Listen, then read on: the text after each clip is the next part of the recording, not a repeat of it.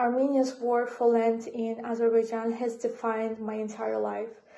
A childhood deprived of not only our home, our mountains, our ancestral lands, but also a childhood filled with my parents' distress, fear and suffering for having to flee war, become refugees, live in horrid conditions at a university dormitory.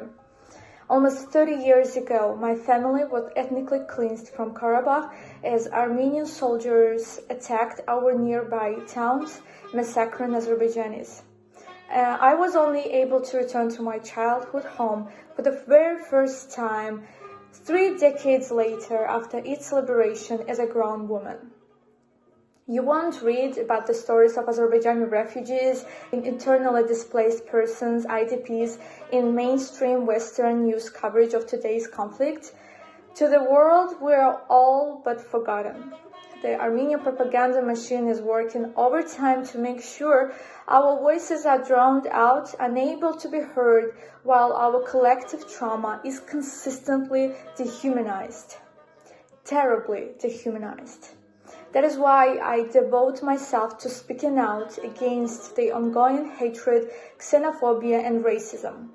Most of all, I want the world to remember that there were almost 1 million of us, Azerbaijani refugees and IDPs from Karabakh, making our ethnic cleansing the largest humanitarian disaster in the region after World War II, and I want to make sure that at least one of our voices is heard. Armenian forces occupied my ancestral home located within the internationally recognized territory of Azerbaijan only a year and a day after I was born. Thousands of Azerbaijanis died defending their homes from attacks. Almost 1 million became permanently displaced from Armenia and Karabakh. In the beginning, my grandmother, you can see her in the photo, she clung to the hope that she could return home in a few weeks, that simply something terrible had happened. Take only the necessary stuff, she said. Thus, we don't even have the family photo albums. But years passed and nothing changed. One day, she faced the reality that the Armenians had no intention of letting us come back. Here's what was left from our home. Just a piece of a tile. Everything, every single object was ruined and looted as if after the explosion of an atom bomb. I watched with horror as civilians paid the deadly price for Armenia's grand ambitions to take more land. Before the war, Armenian leaders declared their plans to violently seize more land surrounding Karabakh, even though they already controlled 20% of Azerbaijan's internationally recognized territory. David Tonoyan, Armenia's ex-defense minister, announced that war was coming at a New York City event speaking to members of the Armenian community. This stunning admission received little attention in Western media at the time. True to their word, Armenia launched its promised military campaign.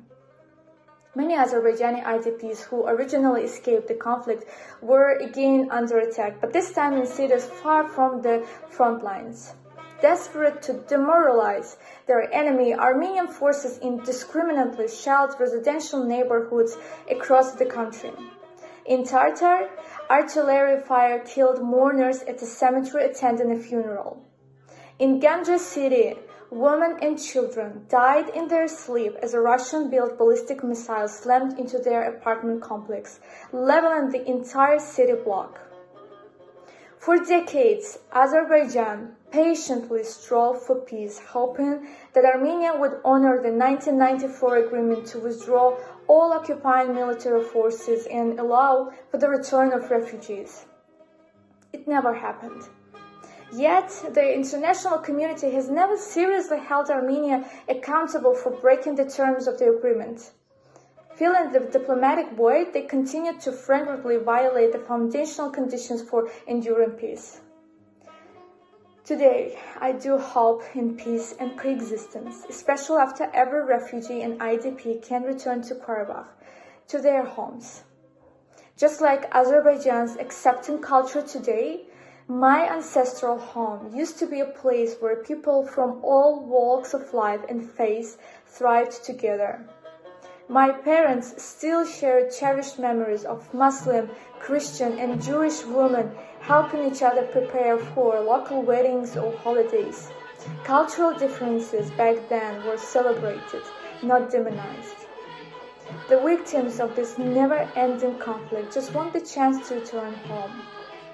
We dream of building a future in Karabakh full of hope and opportunity, a place where people from all backgrounds can live and worship together freely without fear of persecution. And we will achieve our dream. Thank you so much.